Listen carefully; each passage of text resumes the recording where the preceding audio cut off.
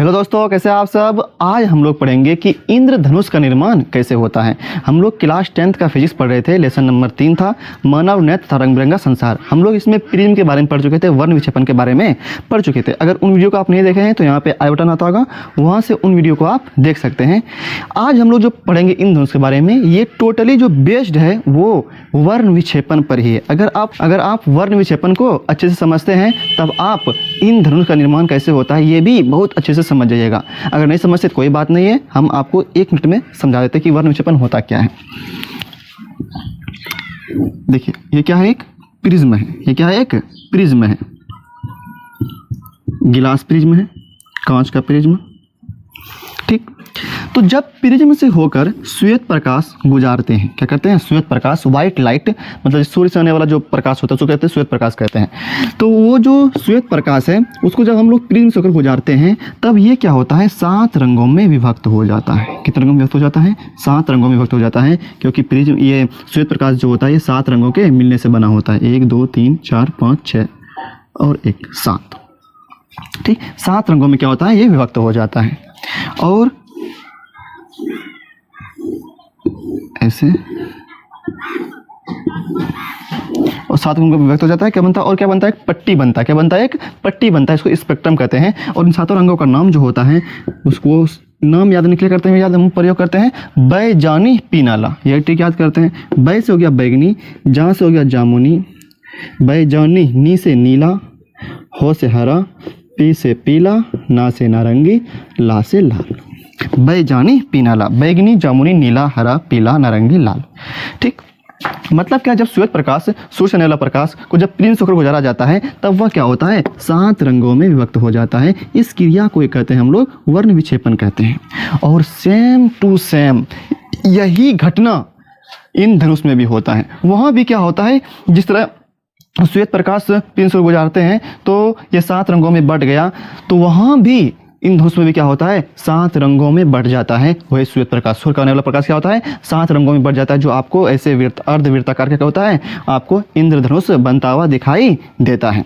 अब वहाँ पे प्रिज्म कौन काम कर रहा है, क्योंकि वर्ण जब ये बटेगा, 7 रंगों में बटेगा, वर्ण विक्षेपण का क्रिया जो होगा वो तो प्रिज्म में होता है। तो वहाँ पे आसमान में कौन प्रिज्म का काम करता है, कौन सा बड़ा, कितना बड़ा प्रिज्म होगा, तो वहाँ पे प्रिज्म है नहीं, तो बनेगा कैसे, तो वही हम समझेंगे कि कैसे बनता है। ठीक, इसको मिटाते हैं।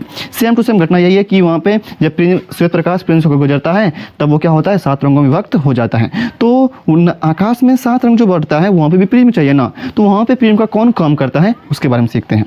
देखिए, आप लोग देखे होंगे कि ये इंद्रधनुष जो बनता है, रेनबो जो बनता है, वो बरसात के टाइम में ज़्यादा बनता है। कब बनता है, बरसात के टाइम में ज़्यादा बनता है।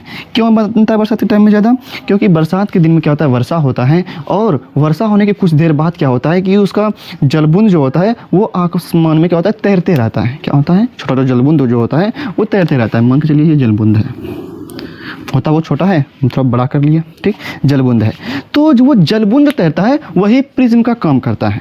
क्या करता है, वो प्रिज्म का काम करता है। छोटा जो जलबुंद होता है वो क्या करता है, प्रिज्म का काम करता है। अगर प्रिज्म का काम कर रहा है और आकाश में तैर रहा है और सूर्य से आने वाला किरण इस बूंद से टकराएगा, और बूंद किसका काम कर रहा है, प्रिज्म का काम कर रहा है, तो प्रिज्म का काम कर रहा है। तो प्रिज्म का काम क्या होता है, श्वेत प्रकाश को 7 रंगों में बांट देना। 7 रंगों में क्या कर देना, बांट देना।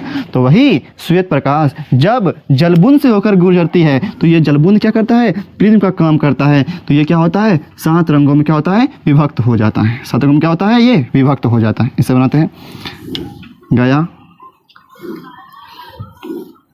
टकराया, मतलब यहाँ से 7 रंगों में क्या होता है, ये विभक्त हो जाता है। और फिर इसको आपको पट्टी दिखाई देगा। अर्धवृत्ताकार क्या होगा, पट्टी दिखाई देता है। क्या दिखाई देता है, पट्टी दिखाई देता है, जिसे कहते हैं हम लोग इंद्रधनुष कहते हैं।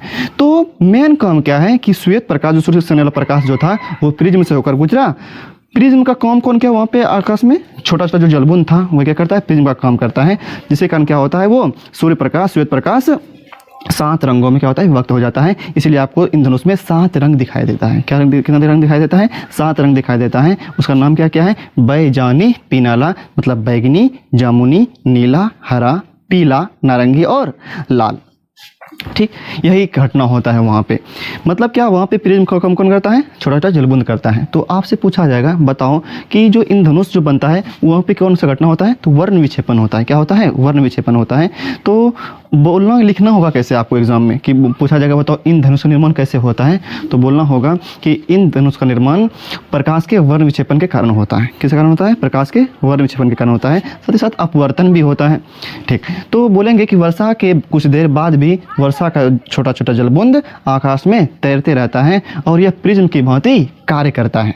जब सूर्य से आने वाली श्वेत प्रकाश इस छोटे से जलबुंद से होकर गुजरती है, तब वहाँ पे विक्षेपण होने के कारण, वर्ण विक्षेपण होने के कारण क्या होती है? वो श्वेत प्रकाश 7 रंगों में विभाजित हो जाती है और वह आपको क्या दिखाएगा? आपको अर्धवृत्ताकार क्या होता है? वो वर्णपट दिखाई देता है। वही जो 7 रंगों में बढ़ गया उस वर्णपट को कहते हैं। और आपको क्या दिखाई देता है? वृत्ताकार दिखाई देता है। और हाँ, आपको जब भी इंद्रधनुष दिखेगा तो आपको दिखेगा वो सूरज के उल्टे साइड में।